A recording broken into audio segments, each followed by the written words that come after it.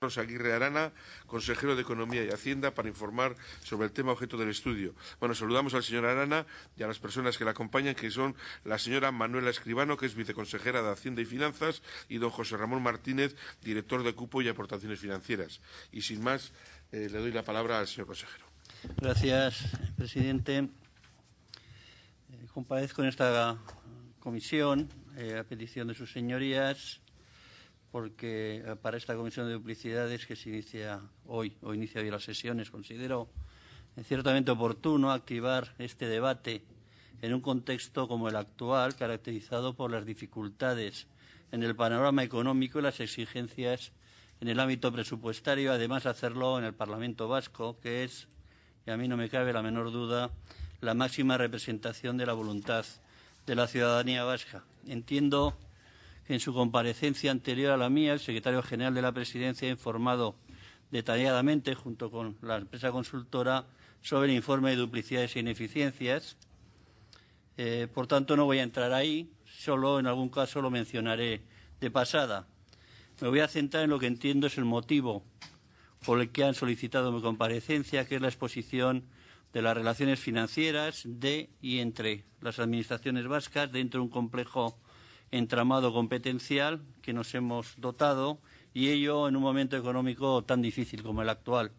Voy a intentar ser lo más conciso posible, no dispensándome en otros temas, porque me consta que estos serán tratados en otras comparecencias de carácter más sectorial o específico. Pero dada la extensión y profundidad del tema que a mí me toca tratar, mi exposición no va a poder ser breve. Mi intervención va a centrarse en los siguientes puntos. En primer lugar, voy a referirme a la situación económica. En segundo lugar, voy a describir la crisis presupuestaria y fiscal que estamos padeciendo y que pone en primera línea de debate las duplicidades e ineficiencias de las administraciones públicas vascas. En tercer lugar, voy a entrar voy a tratar el tema del sistema de relaciones financieras en la Comunidad Autónoma de Euskadi, las que tenemos con el Estado, y las internas, tanto las existentes entre las instituciones comunes y los territorios, como entre las instituciones forales y las municipales. En cuarto lugar, voy a referirme brevemente a las leyes y otras normas que tienen una incidencia reseñable en el modelo financiero institucional vasco. Y, por último, voy a hacer una mención breve a los factores que van a incidir en el modelo, factores de diferente índice, como es la evolución de la economía y del empleo, el modelo social, el modelo fiscal y tributario, la dinámica demográfica y el actual proceso de integración europea. Y empiezo ya por la situación económica que tenemos en estos momentos. Dicen que hay que ver las crisis como un tiempo de oportunidad, que las crisis generan situaciones insostenibles que te obligan a cambiar el modelo actual, que muestra todas sus debilidades y parece que no es capaz de dar respuesta a los retos que ahora afrontamos, y hacerlo por un modelo nuevo que nadie a ciencia cierta acierta a dibujar con absoluta certeza. Y en verdad estamos en tiempos de crisis, sobre todo en Europa, en la Unión Europea. Estamos ante una crisis del modelo político e institucional que ahora está mutando y que nos puede llevar a refundar la propia Unión Europea tal como ahora la conocemos. Esta crisis ya nos está afectando y seguro nos va a afectar más aún en el corto y en el medio plazo. A finales del año pasado se empezó a dibujar el cambio, y a finales de este mismo mes el Consejo Europeo va a perfilar el diseño de esta nueva Europa, nos guste o no. Este primer trimestre del año va a ser crucial.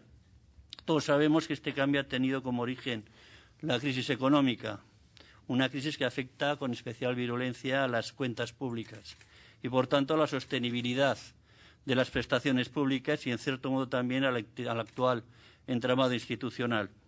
Y esto también vale para las administraciones vascas, porque no estamos en ninguna isla. Entrando a examinar más detenidamente la situación económica de Euskadi en estos inicios de 2012, los últimos datos que disponemos no son especialmente halagüeños. A lo largo del año pasado, la tendencia de recuperación económica que se había iniciado en 2010 se ha invertido, lo que en el primer trimestre primer semestre del año pasado eran indicios de una recuperación, aunque fuera débil, nos hablan de un segundo semestre con una desaceleración en el crecimiento, una evolución que se corresponde con lo que está ocurriendo en la mayoría de las economías de la eurozona. Por desgracia para nosotros, las palancas principales para dirigir la salida de la crisis están lejos de nuestras manos, están en Europa, en la política fiscal que decida el Consejo Europeo y en la política monetaria que decida el Banco Central Europeo. A muchos nos gustaría una política económica europea menos restrictiva, donde también tuvieran cabida los estímulos públicos a la actividad económica, pero por ahora este no parece el camino. Y mientras no varía la política europea de estabilidad presupuestaria, los Estados miembros y las administraciones de diferente nivel ya deberán cumplir sus respectivos programas de estabilidad, como también es el caso de Euskadi. Efectivamente, la crisis económica causó en Euskadi una caída brutal de los ingresos públicos que se materializó en importantes déficits a partir de este momento. La caída de la recaudación por tributos concertados, principal partida de los ingresos públicos, cayó 4 puntos entre 2007 y 2009, del 20,7 al 16,7. No es de extrañar, por tanto, que las cuentas del Gobierno vasco pasaran a presentar un superávit. En el 2007, del 1,2% del PIB, ha generado un déficit del menos 4,4%. En 2009, el conjunto de las administraciones públicas vascas, Gobierno, diputaciones y ayuntamientos, pasó de un superávit del más 2,2 a un déficit del menos 5,1 en esos mismos años. Conviene fijarse más detalladamente en estos datos que acabo de citar. El Gobierno explica la gran parte del déficit conjunto de las administraciones vascas, 4,4 puntos de los 5,1. En concreto, en 2009, mientras que el Gobierno vasco presentaba un déficit de aproximadamente 2.500 millones de euros, el resto de administraciones, la foral y la municipal, eran responsables únicamente de 750. Esta es la herencia que recibió el Gobierno actual y luego me extenderé algo más sobre el tema. Pero yo no he venido aquí a echar las culpas a nadie, menos en esta comisión, porque el déficit excesivo tiene mucho que ver con la distribución competencial que existe en el seno de las administraciones vascas, el tipo de competencias que tiene asignada el Gobierno, proveedor de servicios públicos como la educación, la sanidad, la seguridad o la renta de garantía de ingresos, presenta una fuerte inelasticidad a la baja, porque la prestación de estos servicios se sustancia básicamente en el pago de nóminas, de salarios y también en el pago de prestaciones. Cuando llega la hora del ajuste del gasto público, hemos visto que el Gobierno vasco lo está teniendo más difícil que las diputaciones y los ayuntamientos. Esta es una reflexión básica a la hora de contemplar el modelo financiero vasco, al que luego me referiré con más extensión. Las circunstancias generales del entorno han cambiado radicalmente y, por lo tanto, también han cambiado las prioridades y, sin embargo, el reparto financiero es el mismo y, por lo tanto, privilegia unas administraciones y penaliza otras. Y repito, esto no es un problema de opción política o de una opción política sobre otra, sino de concepción del modelo financiero institucional. Pero no es solo eso. Por muy pertinentes que puedan parecer estos comentarios, el problema sustancial que plantean estos abultados déficits públicos, que tan difícil está resultando controlar con el status quo actual, es la necesidad de iniciar un proceso de racionalización del sector público vasco. Todas las administraciones, desde la Administración General del Estado hasta el ayuntamiento más pequeño, se están viendo obligadas a llevar a cabo procesos de ajuste de gasto. Se han planteado como una cuestión crucial la racionalización de su organización. No se cuestiona únicamente cuál es el nivel de los servicios públicos que pueden prestar a sus ciudadanos, sino también si los que se están prestando los pueden hacer de manera más eficiente y, por tanto, con menos recursos. Si somos capaces de racionalizar nuestro sector público para hacer más o las mismas cosas con menos recursos, tal como ocurre en el momento actual, porque existe un cierto consenso en nuestra sociedad que en los años de las vacas gordas, los 13 años seguidos que hubo de vacas gordas, determinadas estructuras públicas se han inflado y que las administraciones, al igual que muchas organizaciones privadas, también necesitan modernizarse, reinventarse para satisfacer las nuevas demandas ciudadanas con formas organizativas más modernas y eficientes. El informe de duplicidades habla de dónde se producen las mismas en base a los ámbitos competenciales de cada institución, incluso las cuantifica. Pero tan importante como esto son los solapamientos que se pueden llegar a producir entre administraciones con títulos competenciales suficientes para actuar sobre una materia en concreto y sobre todo en materias que son frontera. Esta dispersión de competencias entre diferentes instituciones normalmente causa importantes ineficiencias que serían impensables en el sector privado, pero que nosotros las asumimos con total normalidad.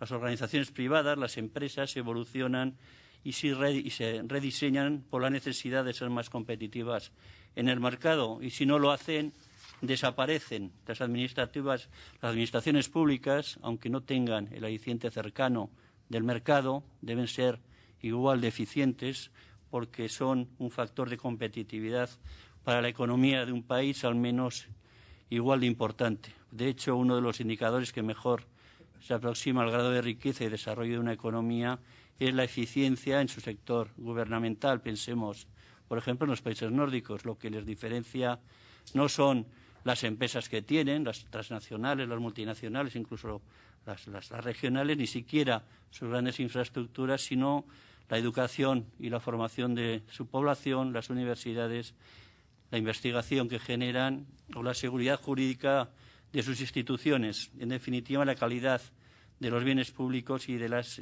externalidades que generan para el sector privado. Este debe ser el criterio que nos debe guiar a la hora del rediseño de la atribución de las competencias entre administraciones vascas. Debemos lograr organizaciones eficientes, ágiles y dúctiles para adaptarse a los cambios que necesariamente se van a producir. La disyuntiva, ya lo he dicho antes, es o podemos hacer lo mismo con menos o haremos menos, porque lo que parece claro es que en el inmediato futuro los déficits públicos actuales no son sostenibles. Desde mi perspectiva, este es un elemento básico para la reflexión. El sistema institucional vasco, desarrollado al amparo de la Constitución, el Estatuto de Gernika y la Ley de Territorios Históricos, ha dado como resultado un entramado institucional complejo, donde en una misma geografía conviven distintos niveles y agentes institucionales con competencias y o capacidades para el desarrollo de funciones y servicios muchas veces similares. Y sobre el modelo institucional vasco hay una percepción extendida de que ha vivido un fuerte proceso de desarrollo de manera poco coordinada entre los distintos niveles existentes, y añadir que en el desarrollo del modelo este desarrollo del modelo ha ido además acompañado de fuertes ganancias de dimensión. La capacidad presupuestaria del sector público vasco ha crecido sobremanera, especialmente hasta el año 2008, al calor de una coyuntura económica propicia para la generación de incrementos sustanciales en los ingresos públicos. Solo hay que ver cómo ha evolucionado el gasto consolidado del conjunto del sector público vasco, el autonómico, el foral y el municipal, en comparación con la evolución del PIB nominal, para hacernos una idea de la magnitud de este efecto. Mientras que el PIB nominal ha crecido un 63% entre el año 2000 y el 2008, la suma de los gastos corrientes y de capital del conjunto de las administraciones vascas lo ha hecho en un 90%, pasando el ratio gasto público-PIB del 20 al 26%. En 2008 representa el año que es el punto de inflexión tras un largo ciclo de bonanza económica, y 2009 el año de inicio de la gestión de este Gobierno, también de esta legislatura, se convierte con diferencia en el peor ejercicio en términos de caída de actividad que ha tenido que afrontar un Ejecutivo vasco. Con este escenario nos enfrentamos a una grave crisis presupuestaria, con las dificultades para equilibrar la ecuación ingresos-gastos. Desde el lado del ingreso, estos caen de manera alarmante como consecuencia de la caída de la actividad, y desde el lado del gasto, por una parte, como he dicho antes, por la dificultad de parar un ritmo de gasto muy inercial y, por otra, porque se ve afectado por un mayor gasto inherente a la propia caída de la actividad, gasto social, lo que los economistas llamamos los estabilizadores automáticos, una mayor demanda de gasto, fundamentalmente gasto social, por parte de quienes sufren los avatares de la crisis a la que tenemos que dar como administraciones públicas respuesta. Quiero incidir en una de las claves que considero fundamental a la hora de diagnosticar la situación en la que nos encontramos. He insistido muchas veces en que nos hallamos ante una crisis fundamentalmente de ingresos. No es sostenible un modelo de prestaciones de prestación de servicios y provisión de bienes públicos como el nuestro, con una relación entre ingresos tributarios y PIB como la que la registramos en estos últimos años. Pero la capacidad de este Gobierno sobre la política tributaria del País Vasco es limitada y las reiteradas propuestas del Lehendakari para abrir un debate interinstitucional han sido en general desoídas desde las instituciones forales. Eso ya lo saben ustedes. Sin embargo, incluso el nuevo Gobierno en Madrid, el nuevo Gobierno español, de tendencias claramente liberales, se ha visto obligado a hacerlo. Nosotros no podemos quedarnos atrás en este tema porque seriamente no podemos permitírnoslo. Y esto me da pie a entrar en el sistema de relaciones financieras interno nuestro. El modelo financiero es una de las singularidades de nuestro modelo de organización, en la que más adelante profundizaré, porque el actual escenario político-institucional vasco está demostrando que requiere al menos una reflexión. Me refiero al déficit de corresponsabilidad fiscal en un diseño institucional en el que el nivel de la Administración, que tiene atribuidas más competencias, el autonómico, y que por tanto requiere más recursos para financiarla, carece casi por completo de capacidad de decisión sobre el ingreso. Y llego casi a la conclusión de que este modelo está diseñado para funcionar en contextos de alto consenso institucional, pero que tiene evidentes riesgos de naufragar en situaciones de desacuerdo entre instituciones, y ahora estamos viéndolo. El equilibrio de la ecuación ingresos-gastos al que me he referido antes expresa de forma clara y simple la sostenibilidad de las cuentas públicas. En mi opinión, para resolver la situación actual, manteniendo los estándares europeos de prestación de servicios públicos compatibles con los fundamentos de este Gobierno y entiendo que de esta sociedad, hay que actuar por los dos lados de la ecuación. En el ingreso ya hemos puesto de manifiesto como Gobierno de forma insistente que la actual presión fiscal es insuficiente y, sin duda, también hay que actuar en el gasto. Hasta ahora prácticamente todo lo que las administraciones hemos hecho para tratar de equilibrar las cuentas públicas se ha realizado desde la vertiente del gasto, revisando prioridades y adelgazando cada administración en aquello en que se ha valorado cada una de ellas prescindible o con menos rentabilidad económica o social. El informe que se ha traído a esta comisión prueba que si revisamos los espacios de intervención pública en la que interactúan diferentes agentes, aún existe un margen de mejora por el lado del gasto. Efectivamente, es importante la conexión entre el balance de competencias de las instituciones y el modelo de financiación de dichas competencias. El principio de suficiencia predica que cada nivel institucional deberá contar con los recursos necesarios para financiar las competencias que tiene jurídicamente atribuidas. En nuestro modelo, tal como está diseñado, cuando hablamos de sistema de financiación hemos de referirnos más bien al modelo de distribución de recursos, ya que hay un nivel institucional, el foral, que recauda la mayor proporción de ingresos que después han de distribuirse entre todos los niveles institucionales. Como saben, nuestro sistema de relaciones financieras, a diferencia de los modelos de otros estados federales o del propio régimen común español, en el que se ha venido observando una tendencia creciente a la corresponsabilidad fiscal de los diferentes niveles de gobierno, no optó por ese modelo, ni ha evolucionado en el tiempo hacia mayores cotas de corresponsabilidad fiscal. Me refiero, al hablar de corresponsabilidad fiscal, al equilibrio entre el gasto que cada nivel institucional debe acometer y su capacidad de obtención de ingresos. Es muy peculiar incluso anacrónico en comparación con la mayoría de sistemas, que el nivel institucional, que tiene atribuidas menos competencias en términos de gasto, como en nuestro caso es el nivel foral, sea el competente para decidir sobre la mayor parte de los ingresos de las administraciones públicas vascas.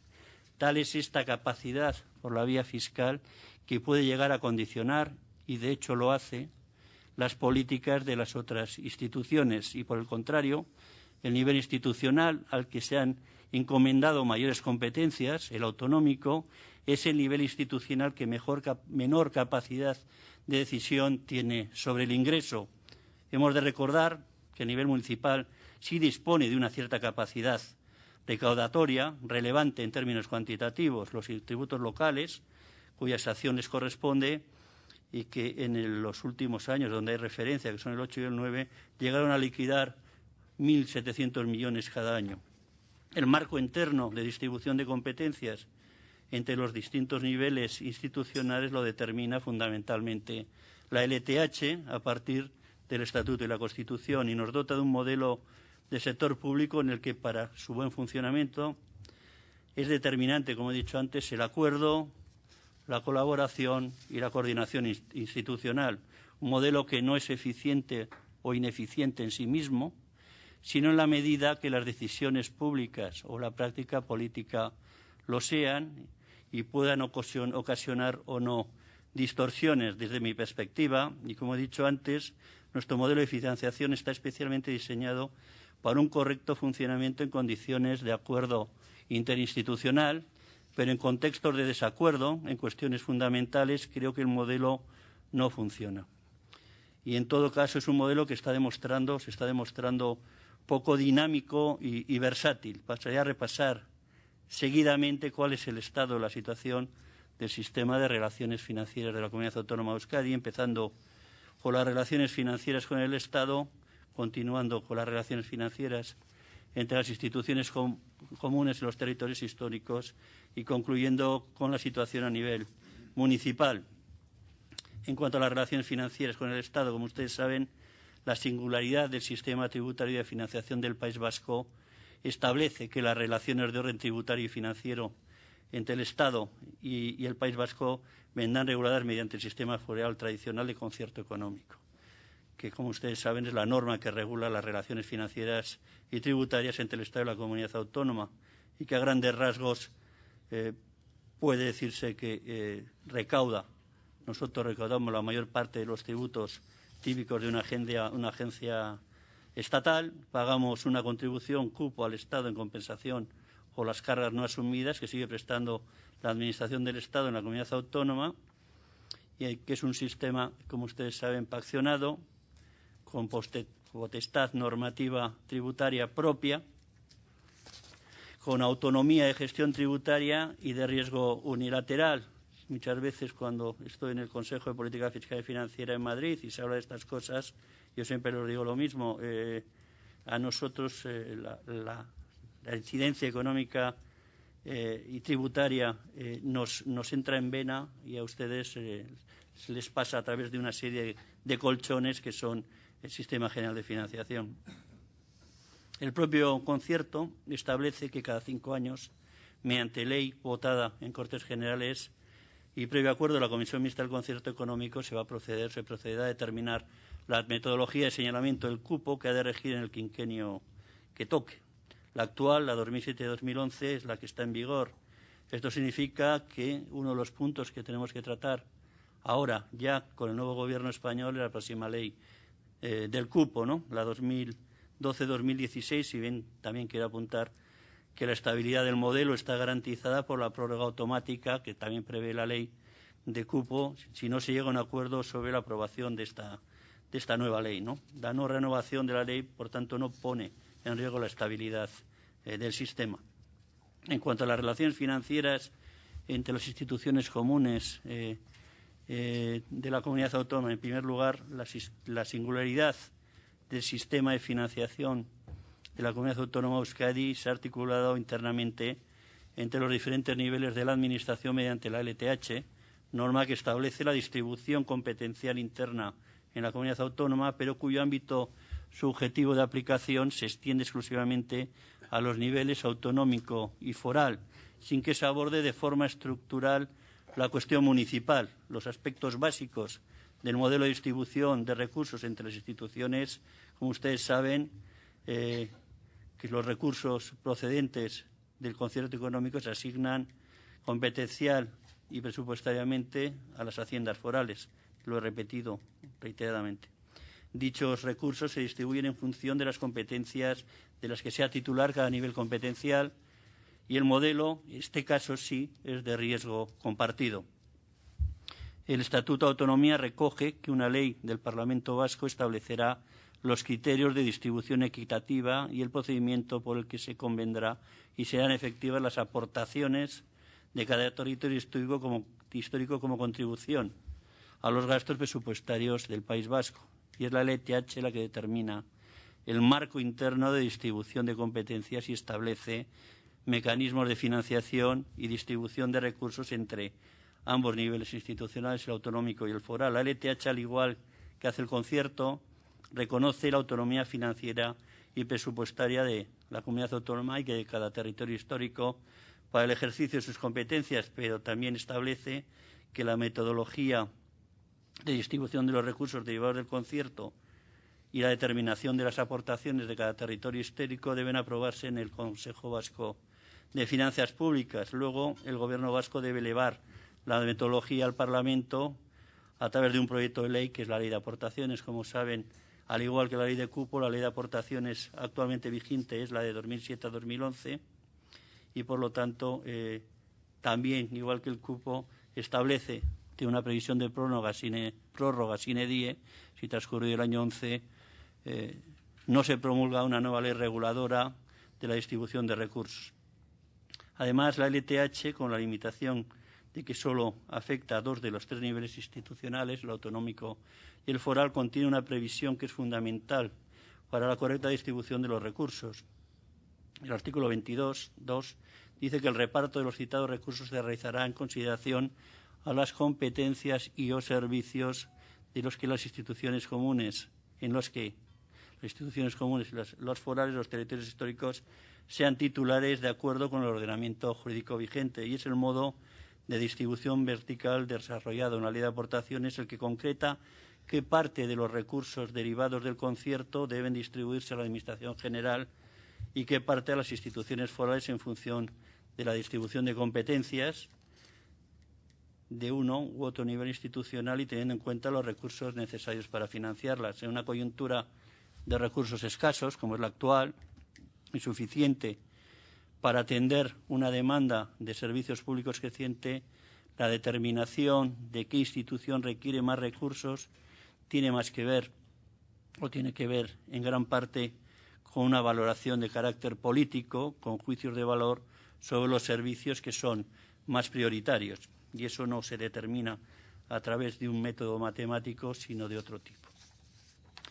Pero bueno, sin poner ahora en cuestión el nivel de los recursos obtenidos, aunque ya he apuntado antes, considero que en estos momentos es fundamental el debate sobre la política tributaria. Creo que la primera fase que ha de funcionar, según nuestro modelo, es el de reparto proporcionado de recursos. Por otro lado, cada nivel institucional tiene la responsabilidad de dar un uso eficiente a estos recursos que se le han distribuido de forma proporcionada, y las ineficiencias pueden producirse por duplicidades en las de estructuras o instrumentos para prestación de un mismo servicio de manera descoordinada, ya sean duplicidades dentro del mismo nivel institucional o entre niveles institucionales. Este también es un punto esencial porque muchas veces la duplicidad se fomenta también desde las políticas de una sola institución, desplegando actuaciones, servicios e infraestructuras atendiendo más a criterios de otro tipo, por ejemplo el territorial, que a la eficiencia en la dotación de recursos. De hecho, los propios presupuestos generales de la comunidad autónoma obligan a territorializar inversiones y muchas veces, de hecho creo que hay una pregunta parlamentaria que se va a contestar esta semana, el conjunto del presupuesto se le pide que se territorialice y muchas veces desde las instituciones forales nos piden una traslación casi mimética a sus territorios de los coeficientes horizontales. Por tanto, tanto aporto, tanto tengo derecho a recibir. Esa no sé si es la mejor medida, la mejor política, porque las situaciones entre los territorios tienden a ser algo diferentes. Sin duda es obligado que los responsables de cada institución dentro de nuestras organizaciones revisemos nuestras formas de intervención pública y tratemos de identificar estas duplicidades para luego erradicarlas, pero también debemos revisar si hay solapamientos de intervenciones, eso lo ha dicho antes el secretario general, de varias instituciones para el ejercicio de una misma función. Y el informe, con las prevenciones metodológicas que ustedes vean, es evidente que ha puesto de manifiesto determinadas ineficiencias de entidad suficiente como para tenerlas en consideración. Desde el punto de vista financiero, la LTH ha creado un potente instrumento, que es el Consejo Vasco de Finanzas Públicas. La LTH atribuye al Consejo Vasco de Finanzas, entre otras muchas, la función de estudio y formulación de propuestas al Gobierno y a las diputaciones sobre cualquier materia relacionada con la actividad económica, financiera y presupuestaria del sector público vasco que, a juicio del Consejo, precise una actuación coordinada. Es evidente que la corrección de ineficiencias y duplicidades entre varios niveles institucionales requiere medidas presupuestarias correctoras que, por tratarse de duplicidades entre distintas instituciones, requieren una actuación coordinada de estas. En consecuencia, el Consejo Vasco de Finanzas Públicas puede desempeñar una labor esencial, por un lado, para la formulación de acuerdos interinstitucionales que racionalicen y corrijan las duplicidades detectadas y, por otro, para establecer mecanismos que permitan dotar fondos suficientes a las políticas que, de forma consensuada, se consideren más prioritarias. De esta forma, dotaríamos de una mayor flexibilidad al complejo entramado financiero que nos ha sido dotado.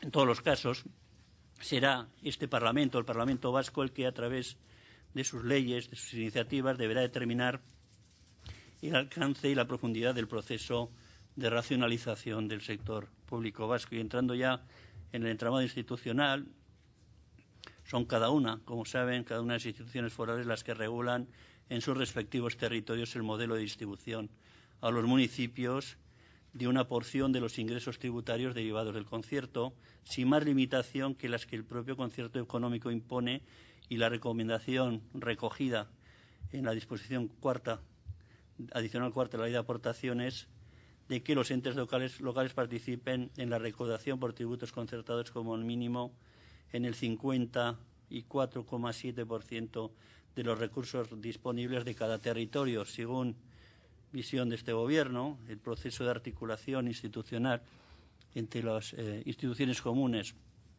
órganos forales y ayuntamientos sigue abierto, razón por la que ha traído a este Parlamento el proyecto de ley municipal, como ustedes saben, en suspenso hasta que la Comisión Arbitral se pronuncie. La exposición de motivos de este proyecto de ley expresa que el marco normativo local está imbuido de una notable precariedad e insiste en la idea de que el municipio vasco sea reconocido de una vez por todas como uno de los 3 niveles básicos de gobierno que actúan en la estructura institucional de Euskadi y, por consiguiente, como un poder público territorial a todos los efectos.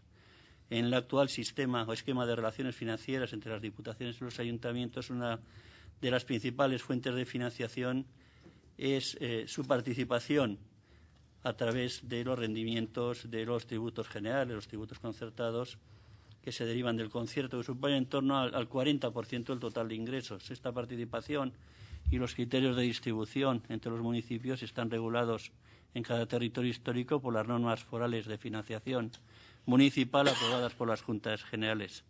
Con algunas diferencias, según territorios, los criterios de reparto de los respectivos fondos de financiación entre los municipios coinciden en utilizar la población como variable fundamental y ponderar, además, otras variables como esfuerzo fiscal. Por lo tanto, no se consideran tanto los ámbitos competenciales como los ámbitos de carácter poblacional o de otro tipo. Y el proyecto de ley municipal, en este proyecto se da un cambio significativo en cuanto al modelo de distribución vertical que debe incluirse, según este proyecto de ley, en la Ley de Aportaciones, ya que incorpora el nivel institucional de los entes locales en la distribución de los recursos procedentes del concierto económico. El proyecto establece que un Consejo Vasco de Finanzas, en el que participarán también representantes de las entidades locales, aprobará la metodología para la determinación de los recursos y la fijación del coeficiente en el que participará el nivel municipal en los tributos concertados. Por lo tanto,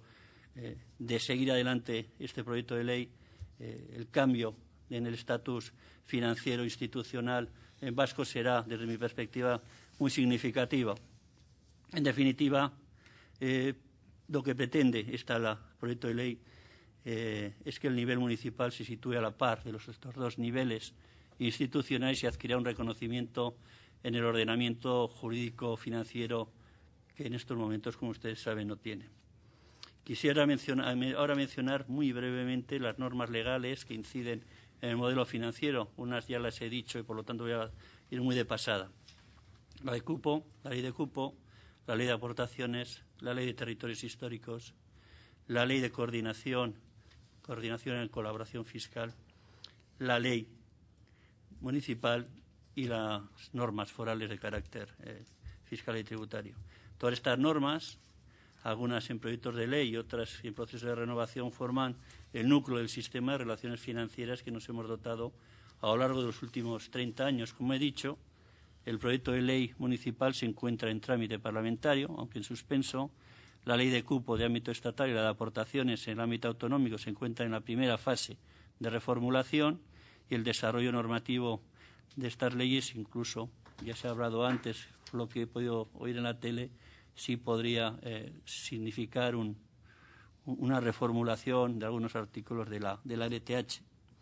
En relación con las normas de carácter tributario, desde el Gobierno somos partidarios de establecer un consenso que permita la suficiencia de recursos públicos para garantizar la sostenibilidad de los servicios y prestaciones públicas fundamentales como la sanidad, la educación o la asistencia social y a las situaciones de dependencia. Por tanto, no sería descartable, desde nuestra perspectiva, una reforma de la ley de armonización, coordinación y colaboración fiscal que permitiera poder avanzar en este campo, sobre todo en la materia de lucha contra el fraude fiscal.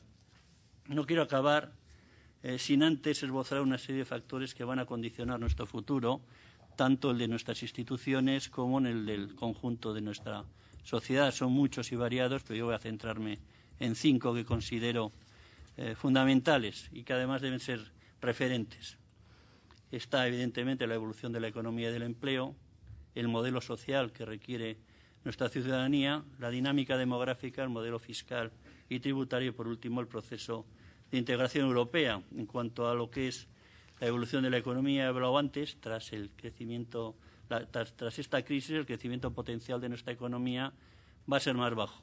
Esto va a conllevar un menor potencial para crear empleos y también, si no actuamos, un balance fiscal diferente, con menor crecimiento en los ingresos y uno mayor en los gastos, sobre todo los de carácter social. Existe una fuerte correlación entre el crecimiento de la economía y el saldo presupuestario. Por tanto, el escenario de moderado crecimiento futuro va a suponer un reto importante para el actual sector público vasco y el sector público en general en Europa. Pasada la crisis, si no cambiamos nada, tendremos que afrontar un déficit estructural importante. Por eso es tan necesario reflexionar sobre el modelo institucional, fiscal y social que queremos y deseamos tener. En relación al modelo social, como parte integrante de la Unión Europea, hemos apostado por un modelo social y de crecimiento concreto, que es el crecimiento europeo, que es el más avanzado y justo y solidario que probablemente haya habido en la historia de la humanidad. Para preservar este modelo resulta importante crecer, porque es un modelo que busca mejorar el nivel de vida de los ciudadanos e implica, además, desembolsos importantes por parte de las administraciones públicas. Pero no se trata de un modelo de crecimiento descontrolado, sino más bien un crecimiento de manera equilibrada y armónica. Como saben, un crecimiento inteligente basado en el conocimiento y la innovación, sostenible, eficaz y competitivo, y un crecimiento integrador con un componente de cohesión social, territorial y respetuoso por el medio ambiente. Y todo esto seguro que va a acabar teniendo consecuencias en el modelo fiscal y presupuestario vasco. En cuanto a la demografía, nuestro modelo social económico y fiscal está a su vez muy condicionado por la evolución demográfica. Nos estamos haciendo viejos, nuestra sociedad cada año que pasa es más vieja y tenemos que ser capaces de gestionar este hecho que desde mi perspectiva es incuestionable. Desde el punto de vista económico, el cambio en la estructura poblacional introduce cambios en la composición de la demanda de bienes y servicios, pero también introduce dificultades en la viabilidad de los sistemas de seguridad social, pensiones y el sistema de salud, que llevará, no sin conflictos, a ampliar la vida laboral e implantar sistemas de financiación complementarios. Este es un gran debate abierto.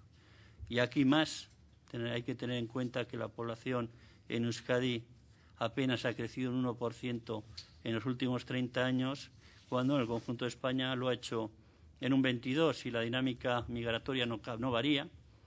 La pirámide de población dentro de 40 años habrá cambiado, se habrá truncado absolutamente respecto a la tradicional de a finales del siglo pasado.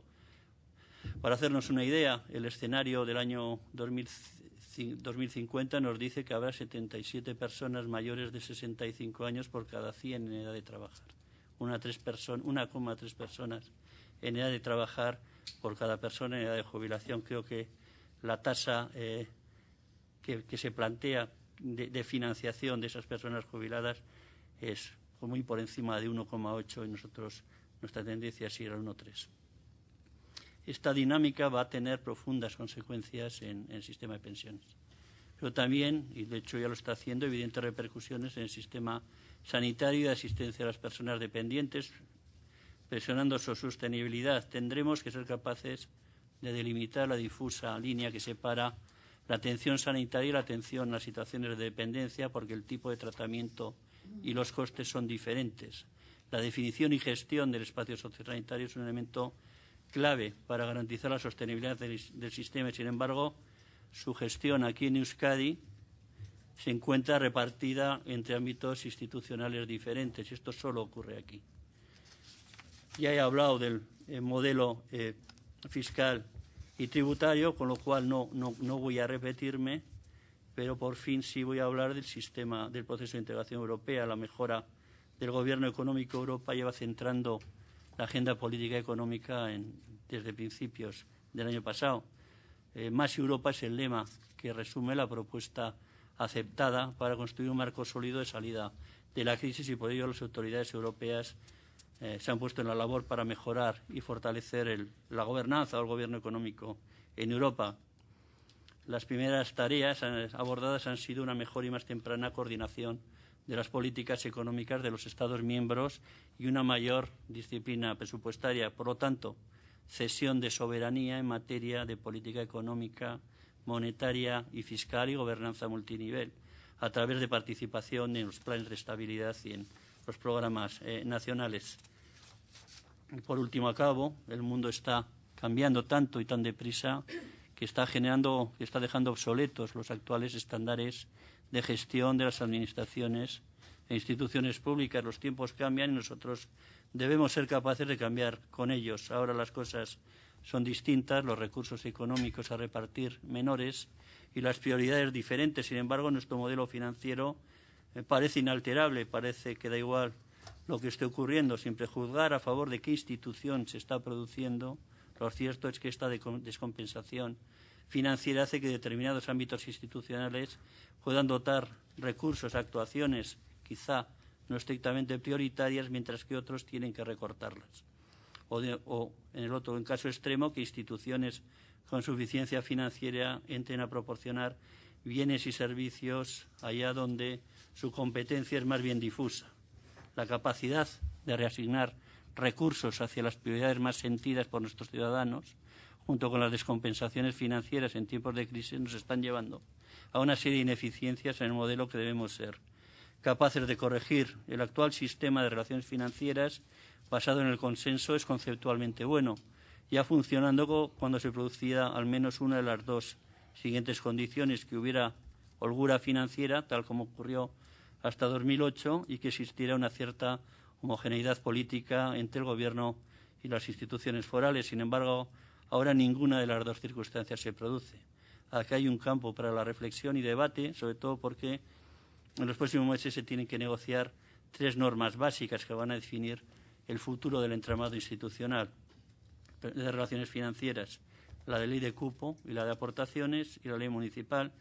Y estas normas, sobre todo las 2 últimas, pueden hacer necesaria una modificación de otras, entre ellas la LTH. La LTH establece el campo de juego y también canaliza las relaciones financieras a través del Consejo Vasco de Finanzas, que puede constituirse como un poderoso instrumento para dotar la dimensión económica de los acuerdos que se alcancen entre instituciones, unos acuerdos que hoy en día son más complicados, dado el amplio abanico de representatividad política que rige en nuestras instituciones y que en un escenario razonable va a seguir rigiendo así. Además, la crisis económica ha puesto de relieve la extraordinaria descompensación que tenemos entre ingresos y gastos y los importantes déficits estructurales que vamos a tener que abordar, sobre todo en el caso del Gobierno vasco, que es el que integra dentro de su presupuesto la parte más social y cuantitativamente más grande de los servicios públicos. Un extraordinario volumen de recursos a disposición de nuestros ciudadanos, pero cuya financiación vía tributos tiene pero de cuya financiación, sobre todo vía tributos, el Gobierno vasco tiene nula capacidad de decisión, menos que cualquier administración vasca, española y puede que menos que cualquier administración europea. Por otro lado, ya hemos demostrado que solo por la vía del ajuste de gasto no vamos a ser capaces de corregir el déficit, al menos si queremos seguir manteniendo nuestro modelo de prestaciones sociales. Es aquí donde se circunscribe el debate fiscal, un debate que, si somos capaces de abordarlo con decisión, va a solucionarlos una buena parte de los problemas que actualmente tiene nuestro modelo de financiación pública. Pero también hay que seguir actuando por la vía del gasto. Aquí hemos hecho, considero mucho, unos más que otros. En el Gobierno hemos pasado a disfrutar de incrementos interanuales sostenidos de gasto de casi 2 dígitos durante una década, a vernos obligados a reducir sistemáticamente la ejecución presupuestaria respecto al año anterior. Esta es una vía que estamos llevando de forma rigurosa, pero resulta necesario abordar la parte de coordinación interinstitucional. Somos una comunidad pequeña, poco más de 2 millones de habitantes, poco más de 7.200 kilómetros cuadrados, por lo tanto, 100 kilómetros de un lado a otro en una hora lo recorremos y, sin embargo, hemos tendido a competir en todo tipo de infraestructuras, servicios y prestaciones, impidiendo en ocasiones que se llegue a la masa crítica suficiente y se produzcan sinergias para conseguir un mayor grado de eficiencia y, por tanto, asegurar la sostenibilidad de estos servicios a largo plazo. Ha habido tiempo en que parecía que esto no los podíamos permitir, pero desde luego hoy no. Por eso es tan importante esta comisión de duplicidades, que seguro va a abordar el trabajo en la máxima objetividad posible, va a aportar ideas y soluciones y, además, va a tener la oportunidad de proponer iniciativas, incluso legislativas, que hagan posible una mayor racionalización de nuestro entramado institucional, porque el Parlamento Vasco, como máxima institución representativa de la ciudadanía vasca, tiene poderosos mecanismos para conseguir un sector público vasco más racional, posibilista y ajustado a las nuevas realidades. Muchas gracias. Gracias a usted, señor consejero. Y vamos a comenzar el turno de grupos. El grupo mixto solo van a intervenir los 2 presentes. No, es que no. Está preguntado a ver si sabe si va a llegar el señor Maneiro, ¿no? Comience usted, señora Arana, cuando quiera. Señor presidente. Muchas gracias también, señor consejero, por las explicaciones que nos ha dado. No, la verdad es que caben pocas preguntas a su exposición, ¿no? Por muchas de ellas eran datos en principio incontestables sobre crecimiento y porcentaje de crecimiento PIB y datos también en el ámbito normativo también incontestables. Ese es el panorama normativo en el que nos movemos. Compartimos con usted, además, que el modelo no funciona. Es evidente que tampoco lo hacía en época de vacas gordas. El hecho de que ahora se note más no significa que ahora el modelo funcione menos. Es simplemente que se nota más. Es decir, el modelo tampoco valía antes, o desde luego desde nuestro punto de vista el modelo de estructura financiera que teníamos en Euskadi tampoco valía antes, aunque no se notara porque, insisto, los recursos llegaban para casi todo, ¿no? Y, por lo tanto, bueno, entiendo que no debería ser una reflexión tanto al hilo de una crisis económica como una reflexión al hilo de lo que debe de ser el quehacer habitual de una administración, que es intentar gestionar con la mayor, pues con el mejor criterio los fondos de sus administrados y administradas, ¿no? En este sentido, sí que es cierto que, bueno, pues que lógicamente hay que darle una vuelta a toda esta cuestión. Me llama la atención, también se lo quiero decir, que haga referencia al Lehendakari con respecto a la fiscalidad y el debate fiscal, toda vez que el Partido Socialista de Euskadi ha participado en 2 de los 3 presupuestos forales, con lo que eso implica, es decir, de crítica a la fiscalidad existente, porque claro, si se participa de 2 de 3, se podrá estar en contra de la fiscalidad de uno de los 3 territorios, desde luego no de la fiscalidad en general, o desde luego no se está diciendo lo que se está haciendo, no se está haciendo lo que se pretende decir. Vamos, creo que es una cuestión que ha ocurrido hace 15 días, por lo tanto sí que me llama algo más la atención. Como pregunta concreta, sí quería hacerle una, en el sentido de saber en qué medida o en qué grado puede afectar el control previo presupuestario que se quiere establecer, tanto desde instancias estatales como desde instancias europeas, a las decisiones que económicamente se puedan adoptar en este Parlamento, porque efectivamente malo es que, siendo uno, supongo, de los pocos parlamentos del mundo que, teniendo la capacidad de gasto que tiene, no tiene capacidad de normativa en ingresos, efectivamente, si encima se establecen 2 filtros de control, en qué capacidad de margen queda el autogobierno también, como decía usted, con la ley de cupo, ¿no? ¿Cómo puede afectar las medidas que se pretenden establecer, tanto, como decía antes, desde el Congreso de los Diputados como desde la Comisión Europea, a ese autogobierno y a esa capacidad, bueno, pues de autogestión que afortunadamente nos proporciona la ley de cupo? Besterik gabe, eskerrik asko. Eskerrik asko, Arana jauna, eta orain, mistoa Eusko Alkartasuna izenean, Agirrezabala jauna, zurea da hitza. Eman sailburuari baino ez daukat galderarik. Eskerrik asko. Continuando con el turno de grupos, por el Grupo Aralar, señora Basabe tiene la palabra. Egunon berriz ere, batzorde buru jauna eta eskerrik asko sailburu jaunari emaniko azalpenengatik. Egia esan, aldera gutxirako tartea dago, baina sailburuaren esku hartzea balorazio politikoz beterik egon denez, ematen du balorazio politikorako tartea. Zeren aipatu izan den bezala, gastuan murrizketak egin dituela Eusko Jaurlaritzak, baina ez sarreretan.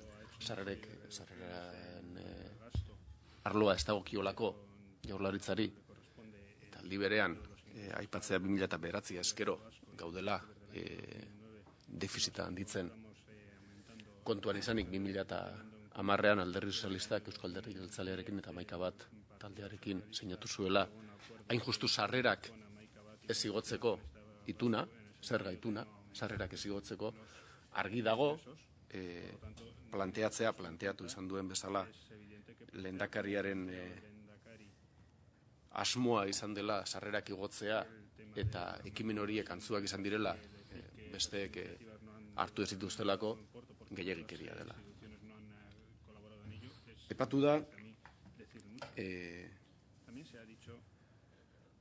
gastatzen dugunaren artean, legeak hala jasotzen duelako, dagoela kupoaren bitartez Espainiari ematen zaion dirua, estatuak transferitu barik ematen dituen zerbitzuengatik, eta esan beharra legoke behar ez ditugun zerbitzuak ere ordaintzen ditugula. Eta hori ere uste dut sartzen dela planteamendu politikoan, ez da, ikusten ari garenean gure dirua nola erabiltzen den ondoen, kontuan izan behar dugu, ordaintzen ari garela armada, ordaintzen ari garela Euskal Autonomia Erkidegoan dauden. Eta Euskal Autonomia Erkidegoak ez diren poliziak, ordaintzen ari garela erregea, eta ordaintzen ari garela besteak beste Espainiak nazioartean sinaturiko itunek daukaten alderdi ekonomikoa ere bai. Eta ari naiz konkordatuaz esate baterako. Zeinak sartzen baitu gastu bete behar bat, eta gastu bete behar horren zati bat, Euskal Herritarrok ordaindu behar dugun, nahi, eta nahi ez. Aipatu da lege aldaketara jo behar dela, ez da? Hori aipatu da. Eta bitxia da, bitxia egiten zaigu, hain argi izanik lege aldaketara jo behar dela, zergatik ez dagoen Jaurlaritzaren lege egutegian lurralde historikoen legea aldatzea. Hain argi badauka Eusko Jaurlaritzak lege aldaketara joan behar dela, eta galdera zuzena da, zergatik ez dago Gernikako estatutuaren aldaketa proposamenik. Zergatik ez dago lege egutegian Gernikako estatutua aldatzea. Zeren Gernikako estatutuak garbi jasotzen baitu 51. artikuluan IB atalean zerga guztien esakzio, gestio, likidazio, bilketa eta inspekzioa aduanen errenta sartzen direnak eta gaur egun monopolio fiskalen bidez biltzen direnak izan ezik, herrialde historiko bakoitzean bertako diputazio foralek egingo dute. Eta lurralde historikoaren legeak, 7. atalean, A6 puntuan, jasotzen du, autonomia estatutuaren 51. atalak esaten dituenak, eta oroar, ekonomia itunearen legeak edo zergalaritza alorreko beste arau edo manuren batzuk emanda izan ditzaten guztiak. Gertatzen dena da, ez dagoela Jaurlaritzaren aldetik, bi hauek aldatzeko proposamenik. Eta ez dago aurreikuspenik. Jo bai, hori da galdera. Ekarreko du, Eusko Jaurlaritzak lege hauek aldatzeko lege proiekturik ganbera honetara? Zeren, ekarriko duena bada, atzeko ate batetik, PFESA igotzeko proposamen bat, argi dago, ziurgabetasun handiarekin egingo litzatekeela,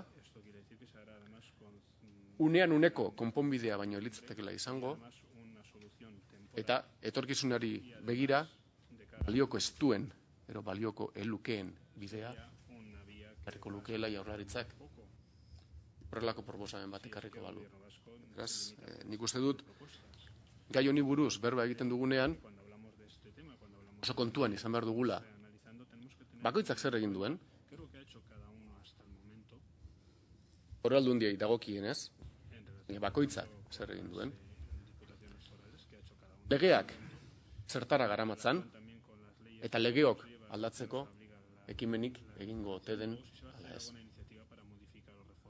Uste dut, hortik abiaturik egin beharko lukeela Jaurlaritzak proposamena eta aurkezpena. Besterik ez, eskerrik asko. Gracias, señor Basabe. Continuando con el turno de grupos, por el Grupo Populares Vascos tiene la palabra la señora Llanos. Sí, gracias, señor presidente, y muchas gracias al señor consejero por sus explicaciones. Yo comparto la reflexión que se ha hecho aquí, que evidentemente la organización y el reparto de los recursos económicos ha sido siempre conveniente. En épocas de vacas gordas también. Lo que pasa es que ahora, en época de vacas flacas y en la época que estamos de crisis económica, ya no es que sea conveniente, sino que yo creo que es absolutamente necesario.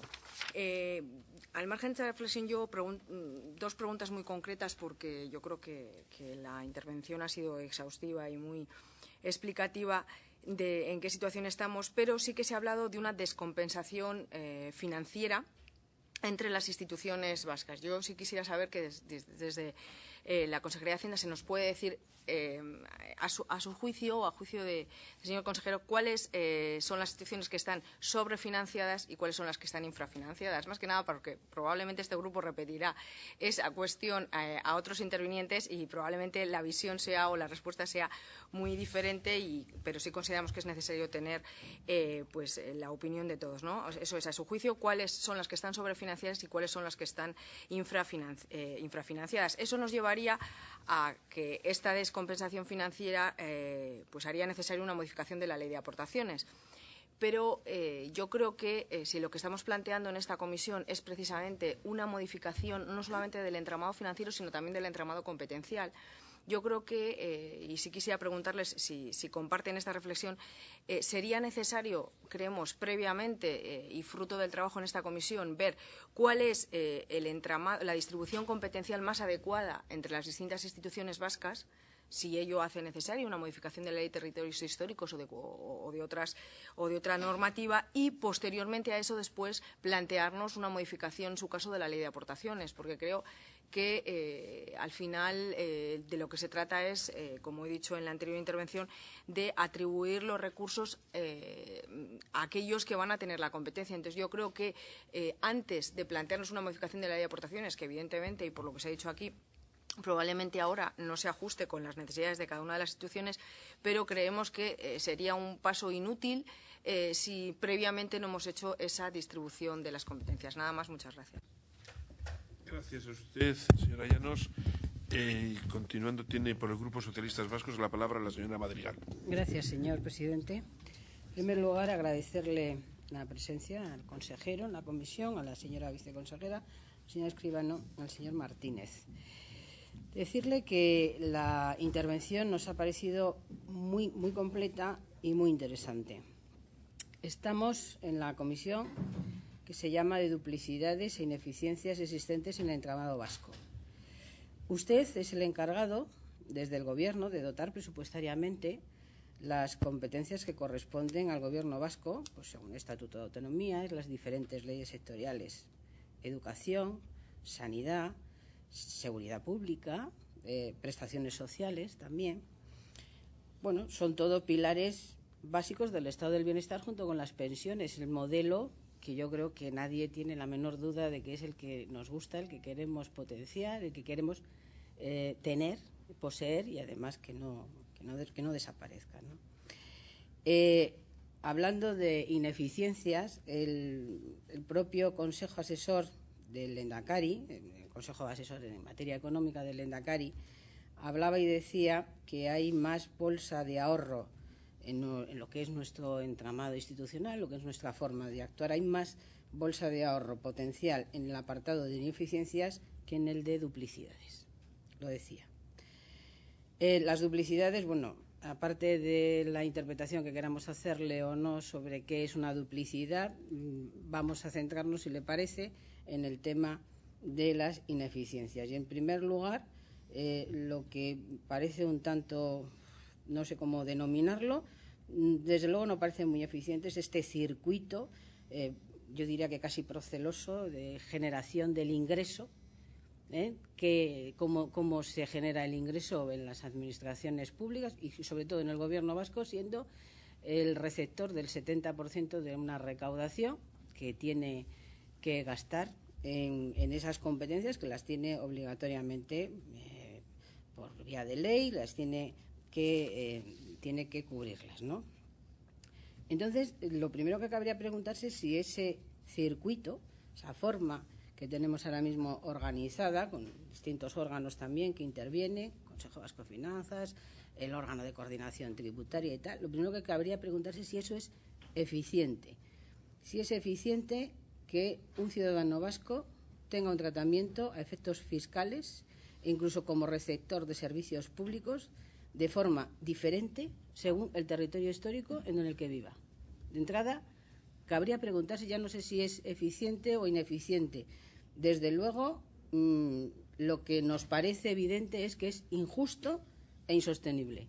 Eso creo que estaríamos todos de acuerdo, podríamos afirmarlo. Y desde luego, desde un punto de vista del buen gobierno, es insostenible, porque desde el punto de vista del buen gobierno todas las administraciones están obligadas a coordinarse y actuar en el objetivo de ese buen gobierno y desde luego de la equidad, la justicia, en fin, ese modelo en el que todos trabajamos formalmente y sobre el papel.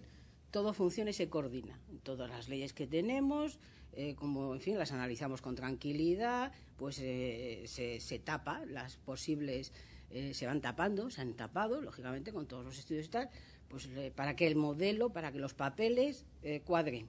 Pero la realidad, porque acabamos de oír y compartimos que la ineficiencia del sistema ahora se manifiesta de una forma mucho más cruda, porque ha caído la recaudación, pues una barbaridad, ¿no? Del 20,7 al 16,7 en 2 años, del 2007 al 2009. Entonces, esa es la cruda realidad. La realidad ahora la vemos muy cruda. El modelo parece que era ineficiente, o por lo menos no era el más adecuado. Lo que pasa es que ahora se manifiesta de una forma más cruda, ¿no? Entonces, para nosotros, desde luego, lo que es injusto, el sistema es injusto e insostenible. Y lo que nos interesaría, puesto que, en fin, usted participa como agente en Consejo Vasco de Finanzas, órganos de coordinación, la relación de las relaciones de coordinación obligadas en un sistema complejo como es el nuestro. Entonces, lo que nos interesa conocer es su opinión, su valoración sobre esos cambios que necesita el modelo en una senda de racionalización y yo diría que obligada también de competitividad, porque todo lo que estamos hablando son órganos que se componen de administraciones públicas y que a todas las administraciones, a todas la economía y a todo el entramado empresarial y a todas las empresas se les va exigiendo cada vez más lo de la competitividad. Interesaría saber también si el Gobierno ha reflexionado sobre esta cuestión, porque claro, esto de predicar y luego no dar trigo, en fin, parece que llega un momento en que deberíamos ser un poco más honestos y empezar también a analizar las cuestiones desde esa perspectiva, la necesidad de la competitividad en la producción de bienes públicos por parte de las administraciones públicas, incluso la propia estructura, los propios órganos, si es que se necesita tanto órgano para tomar unas decisiones que parece, en fin, bastante clarificado después de un modelo que lleva ya 30 años funcionando. Ahí es donde nos gustaría que usted ampliase y valorase esa reflexión. Nada más y muchas gracias. Muchas gracias, señora Madrigal. Y para acabar con este turno de grupos, por el Grupo Nacionalistas Vascos, tiene la palabra el señor Gatzagaetxebarria. Gracias, señor presidente. Gracias, señor consejero. Y también agradecer la presencia del señor Martínez y la señora Escribano. Bueno, ha hecho usted una intervención de análisis genérico de diferentes ámbitos económicos, financieros, presupuestarios, macroeconómicos. Bueno, pues, cogiendo con su intervención como hilo intelectual de debate, voy a ajustarme a ese panorama. Empezando por lo más general de su análisis, ¿no? El análisis económico. La situación. Estamos en una situación de estancamiento económico y yo le pregunto, ¿cree usted que Euskadi va a entrar en recesión? Los indicadores nos muestran que el cuarto trimestre del 2011 el crecimiento puede ser negativo. El tercer trimestre ha sido nulo y el primero puede ser también negativo. Igual no tan negativo como el español. Esa es la primera cuestión. ¿Cómo ve el Gobierno en su nuevo escenario macroeconómico? ¿Piensa que Euskadi va a caer en recesión? Eso como primera cuestión. ¿Cuándo va a actualizar el escenario macroeconómico el Gobierno? Es muy importante porque mañana, muy bien, mañana. Porque las previsiones que tenemos del pasado mes de octubre, con unas previsiones de 1,4, cuando Alemania, según Eurostat, va a crecer un 0,8, vamos, es prácticamente inviable. Es decir, estamos funcionando gracias al sector externo, gracias a la demanda externa. Es decir, la aportación de la demanda externa al PIB es de un PIB de un 0,8, pues es prácticamente el 0,6, 0,6, 0,5. Está cayendo la inversión, el consumo público, evidentemente, con las medidas de ajuste que está habiendo. Nos preocupa la desaceleración de la industria, porque la caída ya alarmante de la construcción ya se viene produciendo, pero esa desaceleración de la industria es muy importante y, sobre todo, la situación que eso va a originar en el empleo. Y sin coger en ese primer análisis o cuadro de debate que usted ha planteado el escenario macroeconómico los datos del Eurostat del viernes pasado, que son dramáticos, con una tasa de paro de 23% en España, siguiéndole dos países intervenidos, Portugal o Irlanda con 14,5 y Grecia con 13, es decir, a 10 puntos, Portugal a 13. Grecia no hay los últimos datos, el último dato es del tercer trimestre, estaba en un 18, y luego vienen los países del este de Europa, los países del telón de acero, de la órbita comunista, Croacia, Eslovaquia, es decir, es una situación preocupante. Es decir, esto, pues, en este contexto a nosotros nos va a influir mucho. Es decir, primer tema de debate, ¿no?, como lo ha planteado usted, y voy a seguir un poco el guión suyo, ¿no? Segundo tema, el tema del ajuste del gasto. Ustedes han ajustado el gasto en 500 millones. Aunque está oculto, es decir, el único gasto público que se ajusta, que se hace público, es el de personal. Pero el otro nosotros lo tenemos.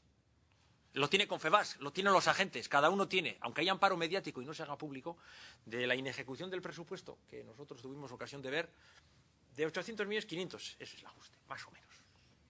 Y nos llega la preocupación de pequeños empresarios, autónomos, impagos que está habiendo. Está habiendo impagos por parte del Daviendo, mucho aplazamiento de pago, de que no se está pagando.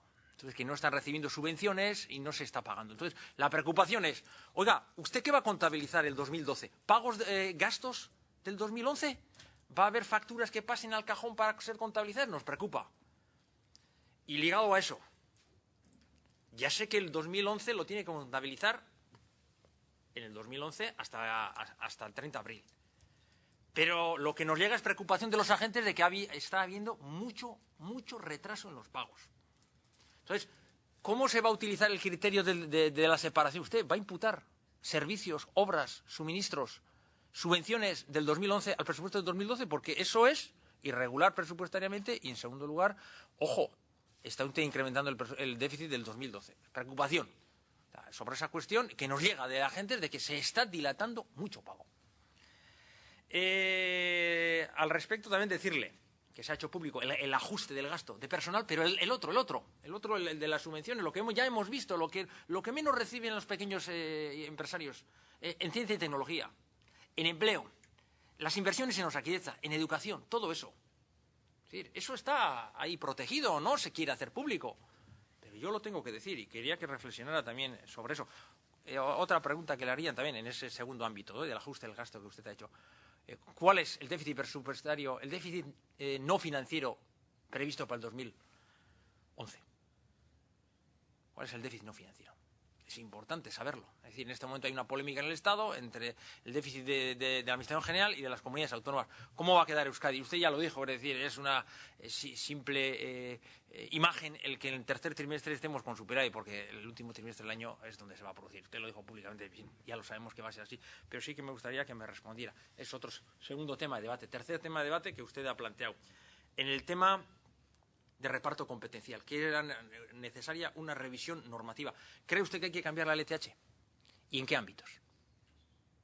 Este es uno de los temas que se va a debatir en esta comisión parlamentaria.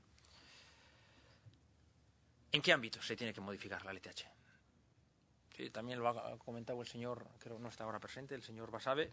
¿Tiene idea el Gobierno de presentar un proyecto de modificación de la LTH? ¿En qué ámbitos? Cuarto lugar, el tema de las ineficiencias. Sí, el mismo informe del Gobierno, ya hemos tenido oportunidad de debatir con anterioridad, dice en su frontispicio, cuando hace la presentación, este informe no incluye un análisis en términos de eficacia y eficiencia. Las empresas auditoras han callado al tema.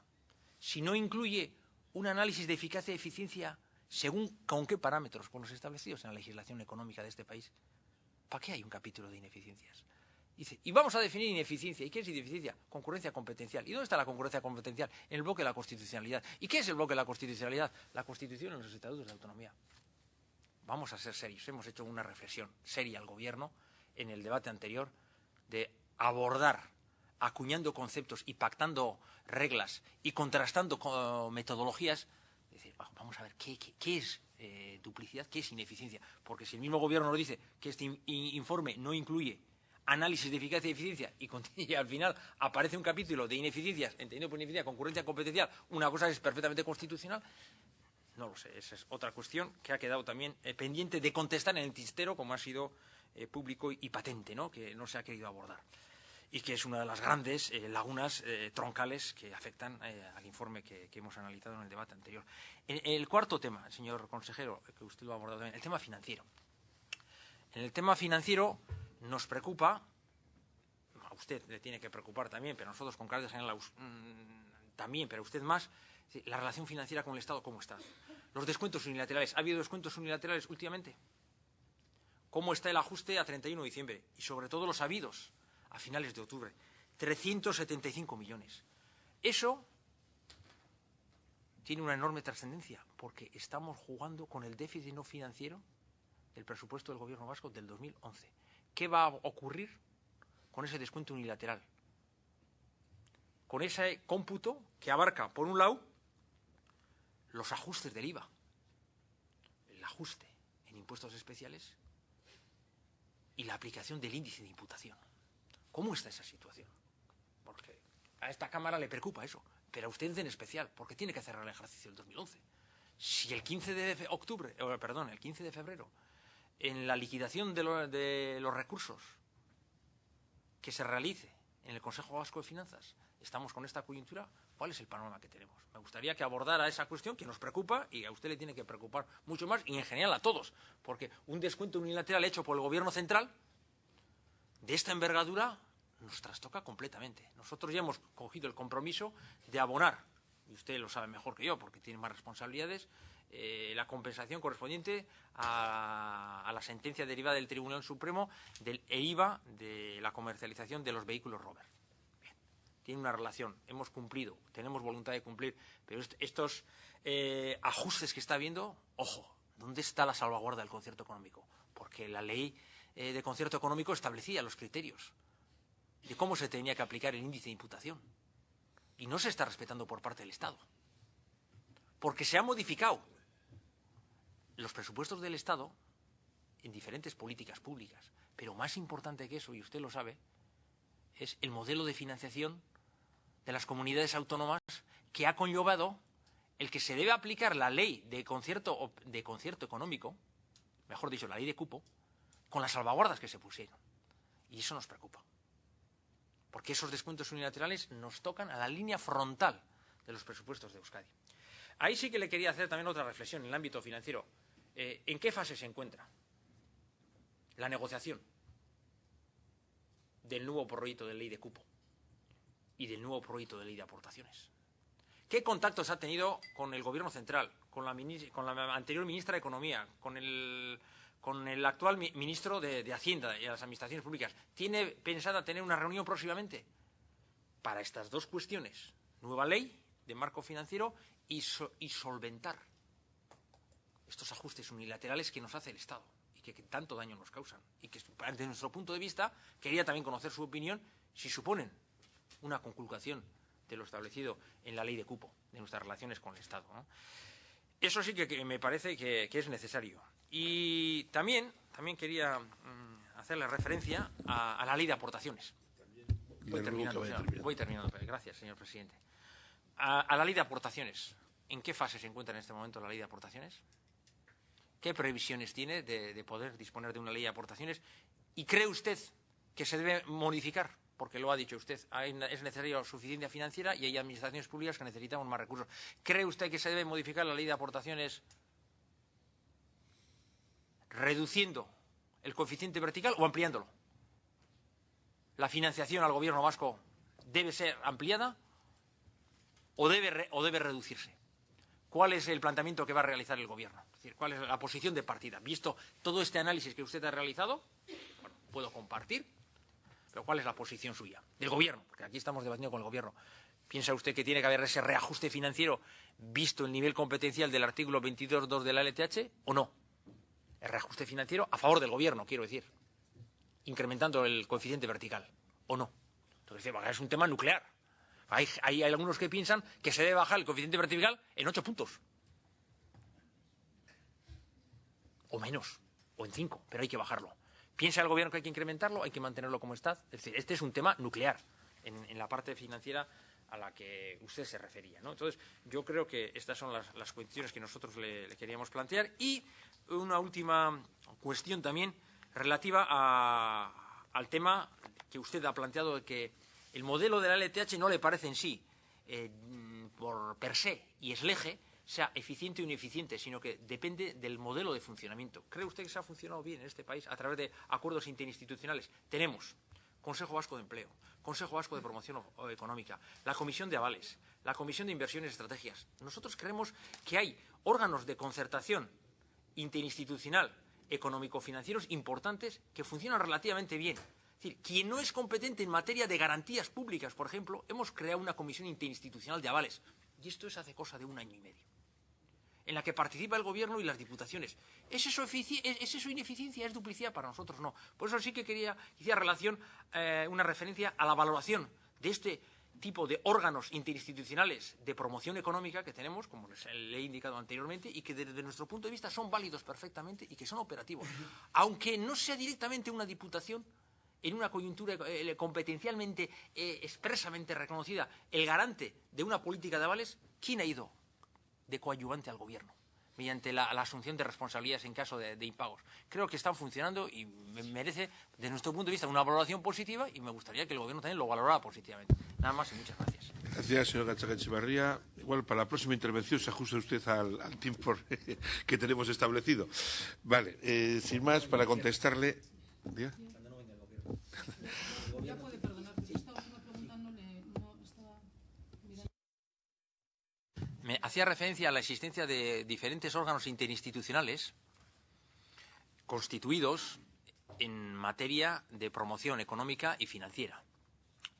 Entre ellos está el Consejo Vasco de Promoción Económica, la Oficina de Inversiones Estratégicas, la Comisión Interinstitucional de Avales, constituida hace 1 mes y medio a instancias del Gobierno, que no tenían las diputaciones competencia directa en materia de responsabilidades en caso de impago de avales, se ha constituido. Nosotros creemos que funciona bien y que se consideran ineficiencias y duplicidades que nosotros consideramos que no lo son. Me hacía referencia a que hubiera una valoración sobre este tipo de órganos que, desde nuestro punto de vista, en la crisis que tenemos, la colaboración interinstitucional es importante y está funcionando bien, mientras que se han calificado como ineficiencias en el informe anteriormente debatido y que nosotros no compartimos.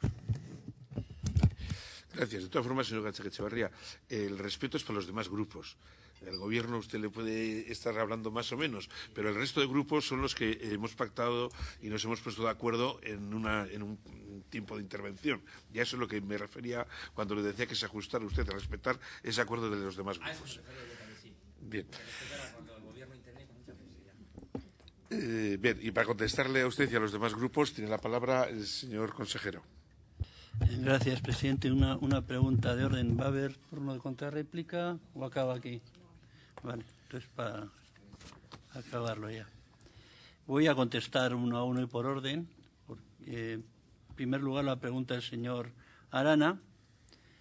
¿Cómo puede afectar el control previo presupuestario que se ha planteado por parte de un ministro y también por parte de la Unión Europea, ya de más largo recorrido, el famoso semestre europeo que tanto oiremos, en la capacidad de actuación y autogestión del Parlamento Vasco? Muy bien.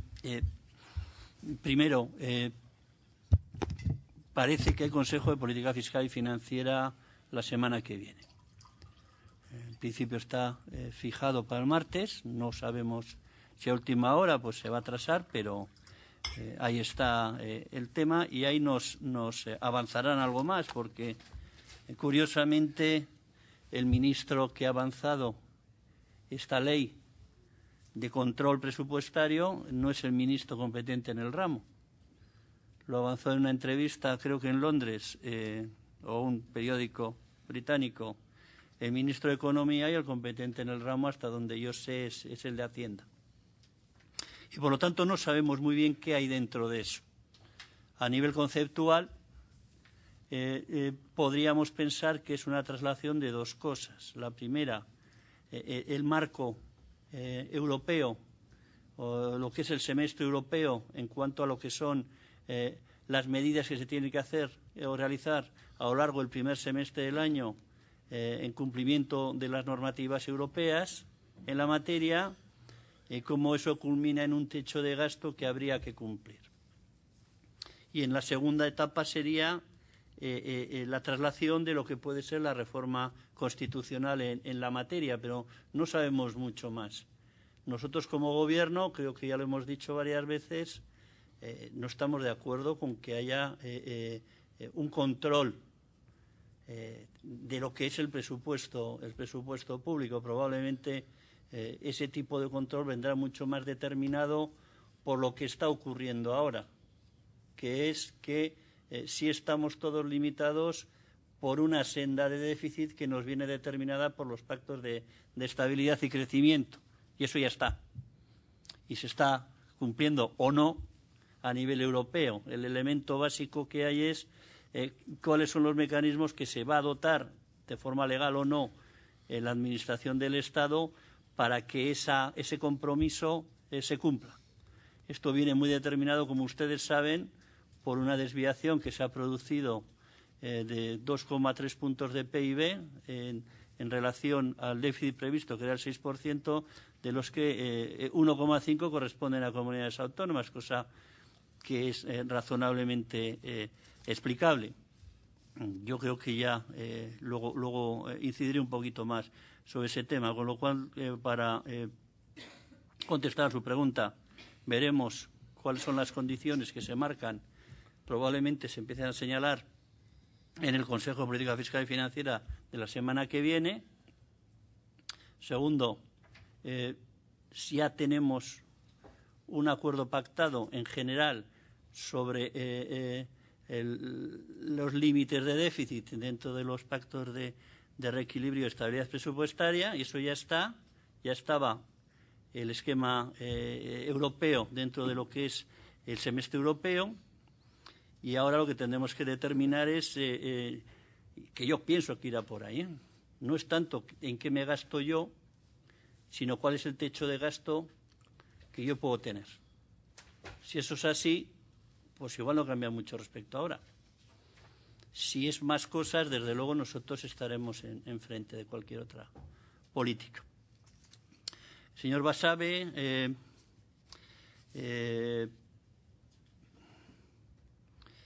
decía que, bueno, por un lado, que ya hemos hecho algún pacto de colaboración en materia de ingresos, ya se hizo en su momento, un pacto general. Bueno, en realidad lo que hemos hecho como Gobierno no es, quizás como partido político cosas, como Gobierno tampoco hemos llegado a grandes acuerdos en el seno del órgano de coordinación tributaria. La viceconsejera la preside el órgano y podrá extenderse si quiere en esa materia, ¿no? En cuanto a que nosotros pagamos por los servicios, pagamos la Casa del Rey, Asuntos Exteriores, Defensa, Guardia Civil, Policía, bueno, ese es el status quo que se planteó en su momento y ese es el que estamos respetando. Yo siempre he pensado que los vascos tenemos a cumplir nuestros compromisos, nos gusten más o menos, pero también en todo caso todo el mundo sabe que el mecanismo de concierto es un mecanismo que no es el peor, desde luego, de los que hay. En cuanto a un tema que es que me ha dejado un poco descolocado, ¿por qué no hemos metido dentro del calendario legislativo la reforma del Estatuto de Autonomía y del Concierto Económico?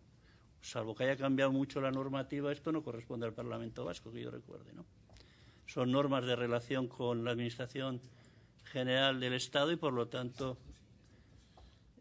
No, perdona, el concierto. El estatuto es más nuestro, sí. El concierto es una norma con la Administración General del Estado y, por lo tanto, es un esquema de relaciones generales. Yo creo que el estatuto nadie se ha planteado en estos momentos tocar. En cuanto a la LTH, yo he dicho en mi intervención que puede ser una derivada de cosas que vayan ocurriendo y que cosas que quizás salgan aquí, en la comisión de duplicidades. La LTH no es una modificación per se, sino es una consecuencia de otras leyes que van a ser modificadas y, por lo tanto, será en función de eso que se toque o no se toque y entrará o no entrará en el calendario legislativo en tanto en cuanto las otras leyes puedan o no ser modificadas, ¿no? En cuanto a lo que ha planteado la señora Llanos, si existe descompensación financiera entre instituciones y cuál está más o menos sobrefinanciada, también he dicho que eso depende del problema del esquema de prioridades que se plantee en lo que es la actuación pública, ¿no? Lo que he intentado reflejar con mi intervención es que puede llegar un momento en que las prioridades generales de un país en un esquema de comunidad autónoma más tradicional, en el que todas las competencias están en una sola institución, haría que unas competencias o unos servicios o unas partidas sean más prioritarias que otras y que por lo tanto se puedan mover. Pero claro, para eso hay que llegar a un acuerdo general. Nosotros como Gobierno probablemente pensemos que los esquemas vinculados a los grandes servicios, sobre todo sanidad, educación, son los más prioritarios para este país.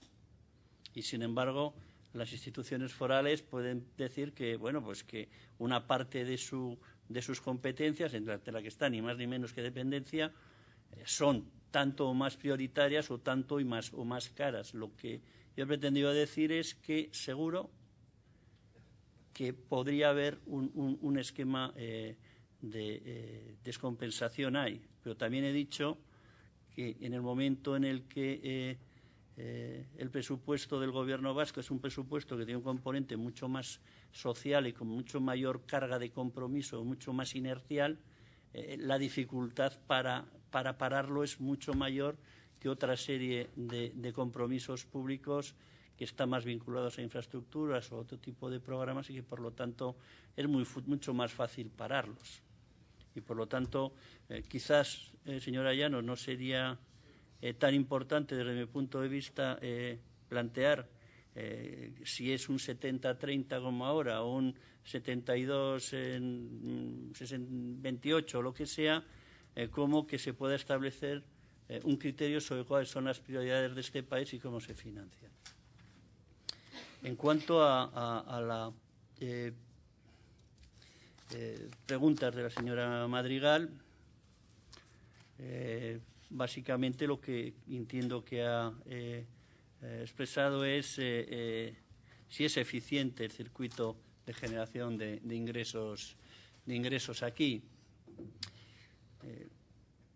No es que sea ineficiente que haya una hacienda o que haya tres, pero sí es cierto que en un territorio tan pequeño perfectamente podría ser factible un esquema de una hacienda mucho más coordinada y que, por lo tanto, por esa vía se pudiesen establecer mecanismos que ganasen en eficiencia en el sistema.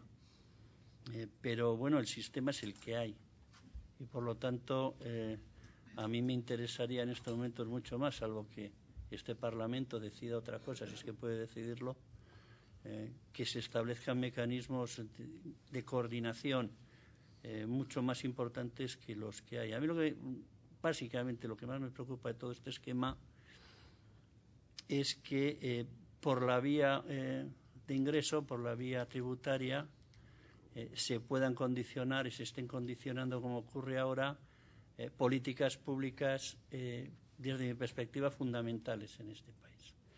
Que se determine que no hay un modelo tributario, un modelo fiscal capaz de dar cumplimiento o de dar servicio a unas políticas públicas en las que, en principio, todos podríamos estar de acuerdo. Yo, cuando se oye que no se va a subir ningún impuesto, yo automáticamente giro la cabeza y me encuentro a dos: sanidad y educación, siempre por sistema. Claro, alguien decide a través de una política de carácter fiscal si yo o no puedo establecer una política sanitaria o educativa, porque al final nos ajustaremos hasta el infinito.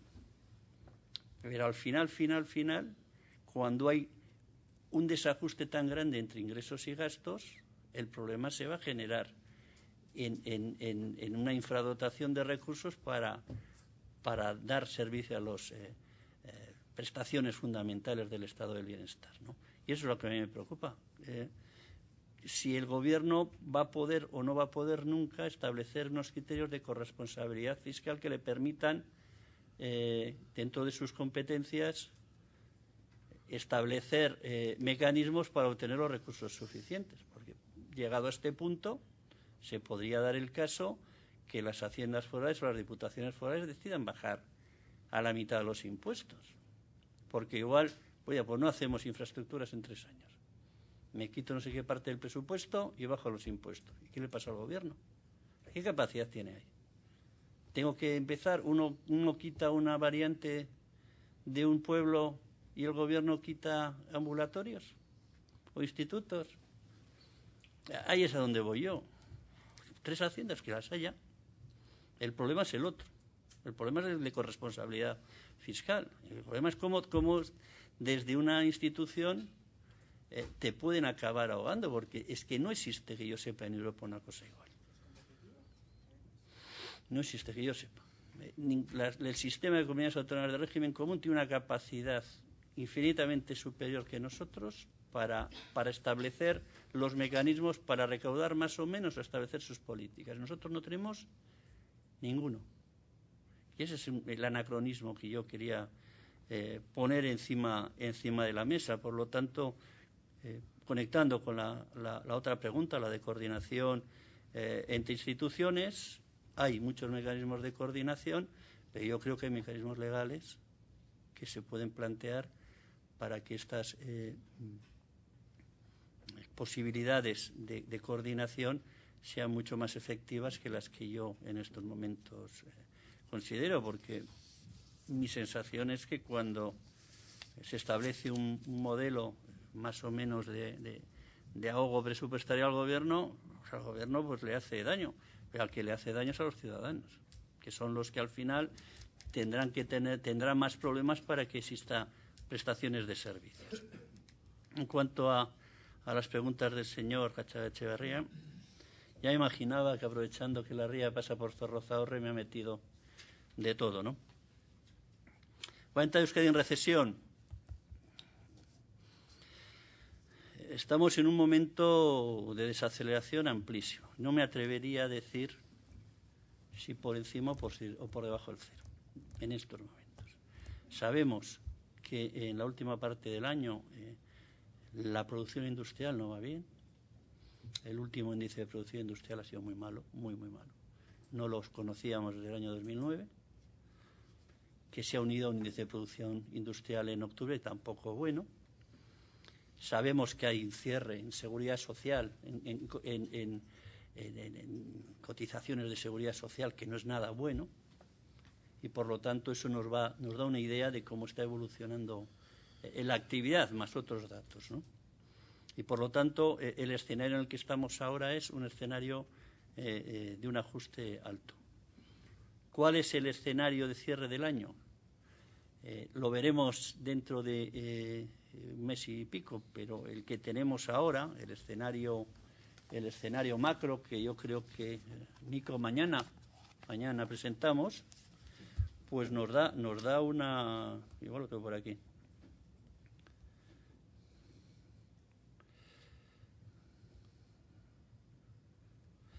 Nos da a ver, así para no confundirme, yo no tengo tanta memoria como usted, señor Gatzagaetxebarria. Sí, nos da una caída tendencial en el último trimestre del año, que en estos momentos está valorada en el entorno a un intertrimestral en torno al 0,4, igual tenemos que corregirlo un poquito abajo, lo que nos daría un cierre del año en el entorno del 0,7. En estos momentos, mañana verán todas las tripas del escenario. Creo que se lo mandamos mañana mismo al Parlamento, quiero recordar, y mañana, pero bueno, ya se lo adelanta ahora, está ahí en el 0,7 y nunca mejor. Por lo tanto, ese es el escenario que tenemos. También sabemos, porque tenemos los escenarios adelantados europeos, que sí hay una tendencia a la mejoría en el entorno famoso de los 6 meses, que ya se detectaba un poco antes, y lo que nos lleva a pensar que va a existir una inflexión, gracias a Dios, a lo largo del segundo trimestre del año, del que veremos cuál es su intensidad, pero que sí nos llevarían a un escenario ya de otra vez retomar la senda de crecimiento. ¿En qué acabaremos el año? Pues en principio el escenario nos lo da casi llegando a un crecimiento en el último trimestre del 1%. Veremos, en función de cómo cierra el año, de cómo cierran todos los elementos, si la corrección nos permite quedarnos ahí o nos deja un poquito por debajo. Pero ahí estamos. No me importaría tanto que si es un 0,6, un 0,7, sino la tendencia. Digo que la tendencia es abajo. La recesión va a ser cuestión de décimas, de centésimas. No lo sabemos, estamos ahí. Pero vuelvo a decir, no sé si es lo más importante menos 0,0 no sé qué o más 0,0 no sé qué. Mal. Y eso es un poco, como en toda Europa. Y ese es un poco el gran problema. Ajuste de gasto.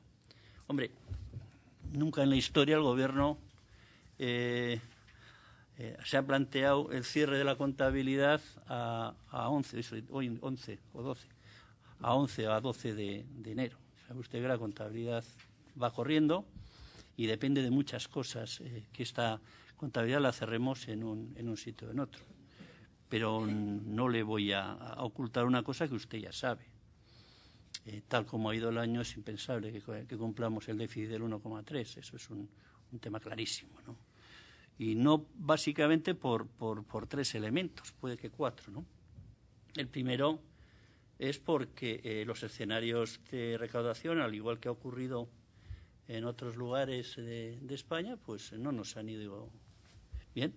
No ha ido bien, la economía no ha ido bien y por lo tanto ahí tenemos un gap por ingresos. Segundo, porque, y esto también ha ocurrido en el resto de España, y usted lo sabe y lo ha dicho alguna vez, los ajustes de contabilidad nacional nos llevan, ¿no?, hacia un elemento, porque cada vez el perímetro de consolidación presupuestaria es mayor, nos va metiendo cosas, nos va metiendo sociedades públicas, etcétera, etcétera, consorcios, que vienen con su déficit y se va incorporando.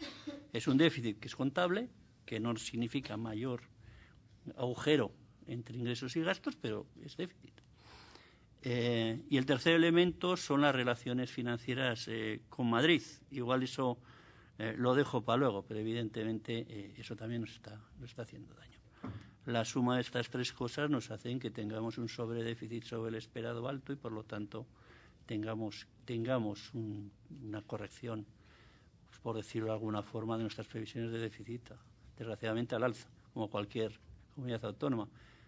Usted ha leído hoy El País no, lo ha salido ya el cuadro. El déficit medio de comunidades autónomas es un 2,7, el general del Estado 8,3, con una desfase de 5 décimas de PIB en seguridad social que pasa de más 0,4 a casi menos 0,1, una desviación de 3 décimas en el Estado, de 1,5 en la parte de comunidades autónomas y creo recordar de 0,2 o 0,15 por parte de las corporaciones locales. Y eso te tira un incremento del déficit del 2,3 hasta llegar al 8,3, eso es lo que hay. Y está en la pata de comunidades autónomas y en la pata de comunidades autónomas básicamente por lo que he dicho, bajada de ingresos, ajustes de contabilidad nacional. Ahí es donde están los test que hemos hecho nosotros, ahí es donde está el lío en prácticamente todas las comunidades autónomas. Y que solo con eso prácticamente se explicaría la totalidad del déficit permitido para el año 11. A ver cómo cerramos.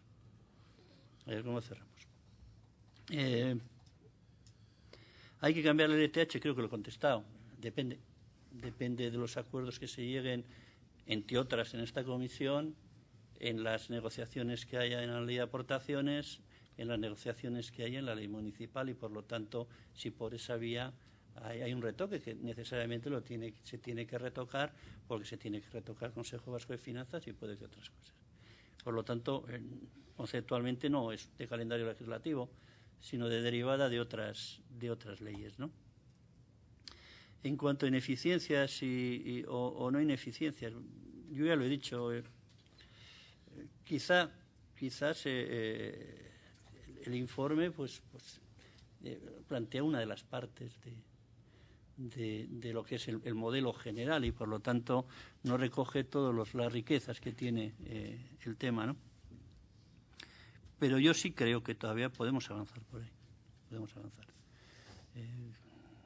Y sobre todo porque la sociedad es muy, en general, aunque no tenga un estudio encima de la mesa, suele tener bastante razón, suele tener bastante fuste, como decimos los de Bilbao, y hay muy poca gente que no te diga que sí existe aquí un lío de entramado institucional que quizás sí deberíamos ser capaces de aclarar y que generará en un momento dado ineficiencias, en otro no, en unos duplicidades y en otros simplemente cada uno hará una de las cosas. Pero sí es cierto que el modelo financiero, que es bastante estricto y bastante rígido a lo largo del tiempo, permite que en un momento dado se puedan derivar hacia uno de los puntos de gasto cosas y en otros lados, en otras veces no.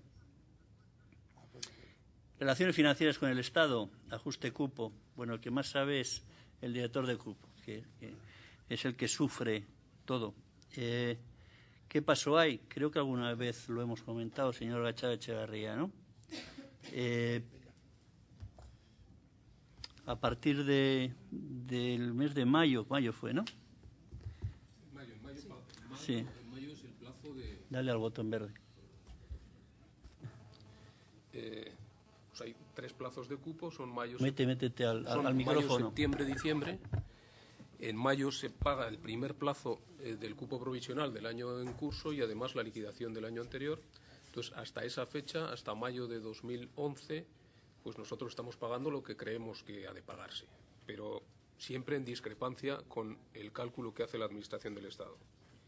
Y además, viene siendo una discrepancia que se arrastra desde, pues prácticamente desde el principio de yo creo que en el momento que se firma el acuerdo de la Ley de Cupo 2007-2011 ya hay discrepancia sobre diferencias de interpretación sobre algunos de los acuerdos o de los artículos de esa ley.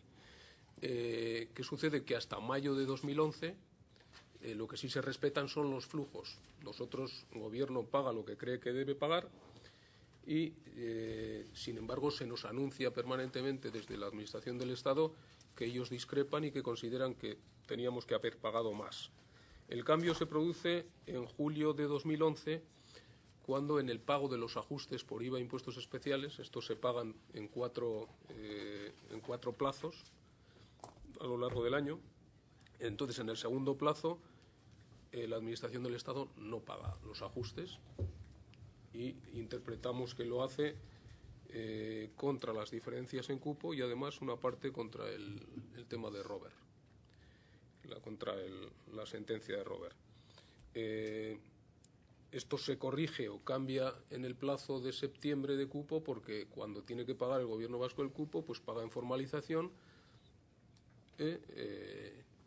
a cargo de o por cuenta de los impagos de los ajustes por IVA del plazo de julio. De nuevo cambia la situación en octubre y ahí son los 375 millones a los que se refería, porque en el tercer plazo también hay un impago de esa cantidad. Y ahora, en el plazo de diciembre, de nuevo ha cambiado porque ahí se han mezclado. El pago de cupo ha coincidido con el pago de los ajustes IVA. Entonces, como consecuencia de esos dos flujos, el Gobierno sigue defendiendo, y ahí respondiendo también a algo que decía, si supone una conculcación de la ley de cupo, eso es lo que está defendiendo el Gobierno, que no se está aplicando la ley de cupo. Y entonces lo que hacemos es pagamos en formalización también el cupo y ahí se produce también un ajuste ya con Robert porque se formaliza un acuerdo de pago por terceras en 3 plazos de los 435 millones de Robert. En consecuencia, el saldo pues quedaría, según nuestras cuentas, en un impago de 138 millones por ajustes IVA e impuestos especiales en estos momentos. Según las cuentas de la Administración del Estado, lógicamente, son distintas, porque ellos, su cálculo de cupo no tiene nada que ver con el nuestro. Ha habido, a partir de las discrepancias que había originalmente, que eran las que tenían que ver con LOI y dependencia, pues se han visto incrementadas pues a partir de del traspaso de políticas activas y también fundamentalmente de lo que ya ha hecho referencia, que es la homogeneización del índice de actualización. Vale, en cuanto a cómo está la ley de cupo, evidentemente está parada en la anterior legislatura, porque ya nos dijeron prácticamente antes de verano que no iban a hacer nada porque venían las elecciones, parece razonable, y ahora nos toca tratarla con la nueva administración. Evidentemente ya hemos mandado las cartas pertinentes para pedir inicio de negociaciones, que están determinadas, por un lado, por lo que ha pasado por la quinquenal 2007-2011, que está cerrada en falso desde el día 1. Se llegó a un acuerdo, como usted recuerda, en la Comisión Mixta del Concierto Económico, 30 de julio de 2007, que derivó en la ley de cupo, que fue por noviembre del 2007, y en la primera discrepancia. Y no hemos tenido, nadie ha podido llegar a un acuerdo sobre esa discrepancia, básicamente porque pensamos que se cerró el acuerdo en falso. El acuerdo se firmó en su día entre el anterior vicelehendakari y el Gobierno vasco y el ministro de Economía y Hacienda, no sé si era vicepresidente en aquel momento, Pedro Solbes, se cerró en falso. Tenía muchas cosas que nosotros interpretamos de una forma y ellos de otra. Y no solo nosotros, sino el anterior Gobierno, que estuvo 2 años con este tema, le ocurría lo mismo. Y por lo tanto, el elemento básico que nos va a determinar si somos o no capaces de llegar a un acuerdo es llegar a un acuerdo sobre el cierre del cupo actual, del 2007-2011. Ese es el gran problema que tenemos ahora. Si somos capaces de llegar a un acuerdo sobre los elementos sustantivos que vienen en los acuerdos del 30 de julio de 2007. Sí, pero no para ellos. Hombre, claro que coincidimos, pero... Ya, pero...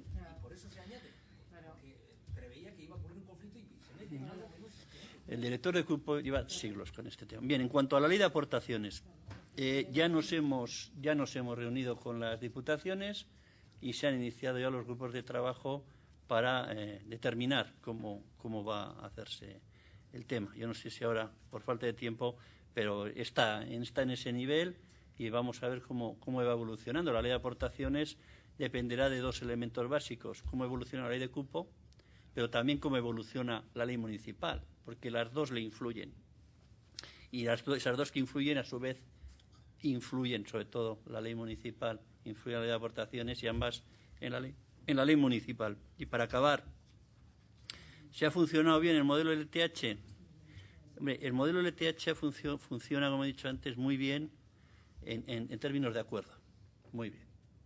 Y cuando no hay acuerdo, pues si hay una cierta homogeneidad política en las instituciones, en términos de imposición política a unas u otras instituciones. En el momento en que eso no ocurre, el modelo cruje un poquito o mucho. El grande dilema que hay aquí es, en estos momentos hay 4 instituciones con 4 partidos políticos diferentes administrándolas y, por lo tanto, 4 sensibilidades diferentes. Y eso lo que determina es una posibilidad de acuerdo menor que la que había antes. Por lo tanto, no sería descartable determinar cuáles son los mecanismos que puedan hacer que no exista un bloqueo general ahí, ¿no? Y por eso nosotros sí que hemos determinado ese elemento que en Europa está muy vigente, que es el de la corresponsabilidad. Nosotros somos responsables de dotar unos servicios, pero no somos responsables de conseguir la suficiencia financiera para que se dote. Y no es un problema del Partido Socialista, es un problema de las instituciones comunes histórico y general. Que cuando yo entré al gobierno en los años 80 y cuando coincidí con usted en los años 90, y siempre ha sido así. Y no es un problema de partido, es un problema del otro. Entonces, es este Parlamento el que tendrá que determinar si ese modelo de corresponsabilidad sigue vigente, es bueno o es malo, o se puede corregir o no corregir. Y no, muchas gracias. Pues muchas gracias, señor consejero, y también a la señora viceconsejera y al director general del Gobierno. Y sin más, pues damos por concluido este punto del orden del día y pasamos al cuarto, ruegos y preguntas. ¿Hay alguna cuestión que plantear? ¿Ruegos y preguntas? Ah. Sí. Sí. Entramos en el cuarto. Venga. Os quedáis a comer aquí, ¿no? Para octubre, más o menos, la ley de aportaciones. Yo creo que